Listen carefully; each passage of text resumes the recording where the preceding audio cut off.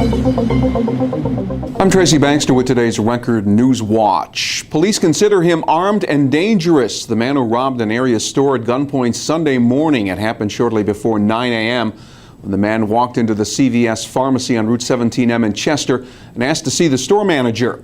When he went into the manager's office, he pulled a gun and robbed him of an undisclosed amount of cash.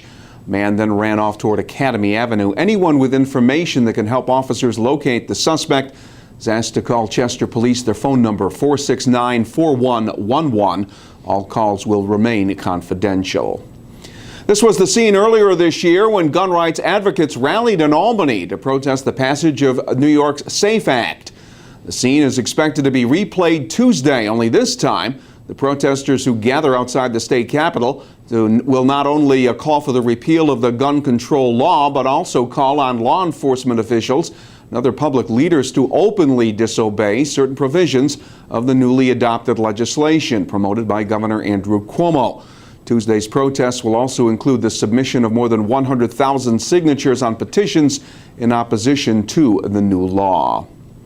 Town of Montgomery police are looking at the possibility of more victims now that additional charges have been lodged against the Village of Walden man accused of having sexual relations with two 14-year-olds. Rhett Russo has been charged with rape, criminal sexual act, sexual abuse and misconduct, and endangering the welfare of a child. Police say Russo knew his young victims and pursued them through various online social media sites, as well as through text and picture messages. It's a scenic piece of real estate off Front Street, and the city of Newburgh's picturesque waterfront used to be home to the consolidated iron and metal facility that processed scrap metal. But after it closed, what was left was an abundance of soil contaminants, including lead, cadmium, and PCBs. The site was added to the federal Superfund list in 2001, and today it was part of a tour conducted by the EPA and Congressman Sean Patrick Maloney to review and assess progress on the cleanup of this and other hazardous waste-contaminated sites. Since 1999, more than 117,000 tons of contaminated material has been removed from the consolidated iron and metal facility with an eye towards its future reuse as something other than an industrial site. Many people are interested in having this be an attraction site, something here that would be a destination for people to use it as a real economic builder for the city. And if this site was something for the public, something that would bring people here, it would have quite a bit more value than just if you put houses or something on it. So we're not looking at another industrial site or industrial plant? No, on our riverfront, I hope not. We can develop this site now. It can be a big asset for the city of Newburgh.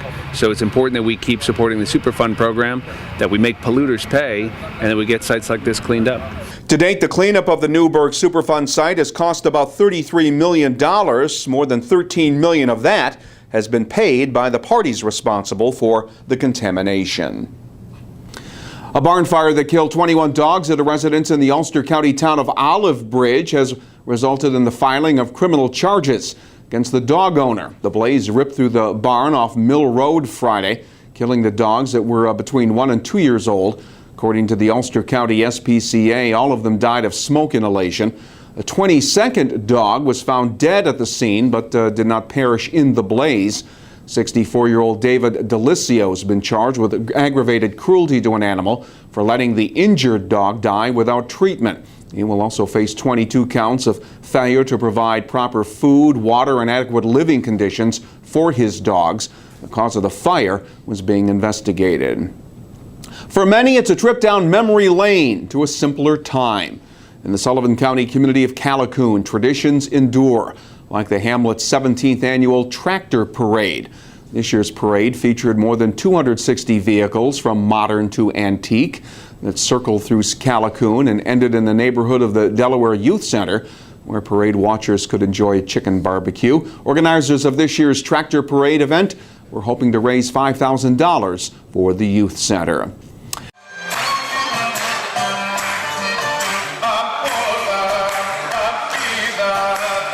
And if you can't get to Greece, this is certainly the next best thing. Once again, the Holy Cross Greek Orthodox Church in the town of Wallkill invited the community to get a taste of their culture and heritage during their annual 4-day festival that wrapped up on Sunday.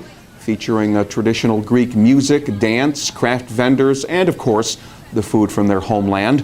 And it's become one of the region's more popular go-to events, attracting hundreds each day to take in the sights, sounds, and tastes. There could be even more rain in the area on Tuesday. It'll be cloudy and humid with showers likely, and the highs Tuesday up around 80 degrees. Outlook a little better on Wednesday with temperatures in the upper 70s under a partly cloudy sky. Get weather alerts as well as breaking news right here at Record Online, and get caught up on all that's happening by starting your day with the Times-Herald Record. For Record Newswatch, I'm Tracy Baxter.